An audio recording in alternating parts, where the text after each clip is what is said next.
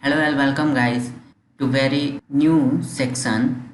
In this section we will learn extra in web development field. So let's go. As you see here we will learn web development roadmap. So the first roadmap will come here, the front end roadmap.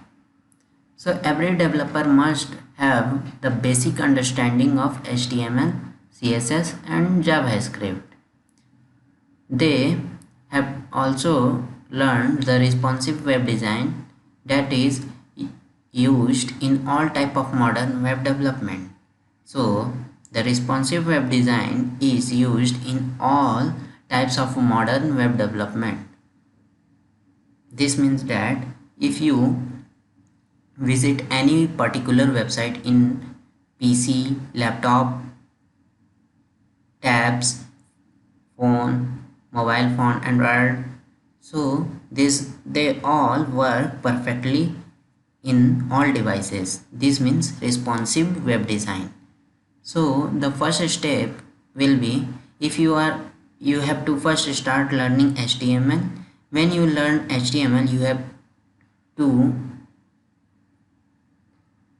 learn basic HTML and HTTP and XHR. Now then you will move to CSS. When you learn CSS basics, you have to learn CSS responsive. Then you have to move on JavaScript. When you learn JavaScript, then you have to learn ECMA script 5, which is also known as ES5. Now move to the second step. This step will be dig deeper. So when you feel you are comfortable with HTML and CSS, now it's time to dig deeper. You should learn how to use map, fonts and icon in HTML. On the JavaScript side, you should learn how to access the HTML DOM, that is data object manipulation. You should also learn how to use AJAX and JSON for making server request. So if you have the basic knowledge of HTML, CSS and JavaScript, then you have to learn about HTML DOM. Then you have to learn Google Map, how to use Google Map in HTML, how to use Google Font in HTML, how to use Google Chart in HTML. Then you have also use CSS icon in your website. Then on the JavaScript side, you have to learn XML, that is extensible markup language. You have to learn JSON, how to use JSON and AJAX in your server request option. Now let's move to step 3, choose framework. Now it's time to look at some framework. On the CSS side, you should learn the framework for responsive web design, just like Bootstrap, Material Design and W3.css.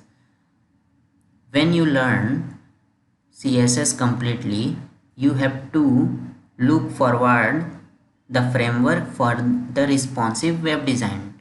I already explained you what is a responsive web design. When you visit a site in your PC, laptop, mobile, desktop and any other device, the website works perfectly in all devices. So this is known as responsive web design or development. Now on the JavaScript side, you should learn at least one modern framework, that is React.js, AngularJS, Vue.js and W3.js. Maybe the popularity of jQuery has passed the top, but still most use Java framework. This means that when you use CSS in your web design, you must have to learn the responsive web design. For responsive web design, you have to use some framework or a platform where you design your website.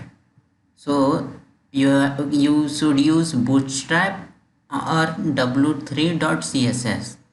Now on the JavaScript side, you can use any one of them framework like jQuery, AngularJS, Vue.js and w3.js. So these are the four top framework for JavaScript. So you have to learn jQuery, either AngularJS, either Vue and w3.js. So I suggest you to learn AngularJS and jQuery first.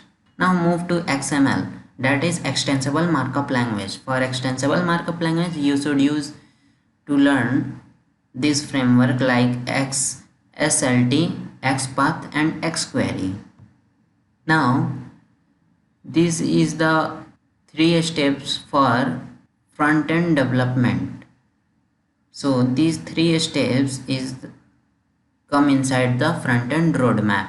You have to complete this all roadmap for becoming a front-end web developer. Backend roadmap. For becoming a backend web developer, you have to learn full stack development language like SQL, PHP, ASP and Python. These are the 4 languages which is used for becoming a backend developer.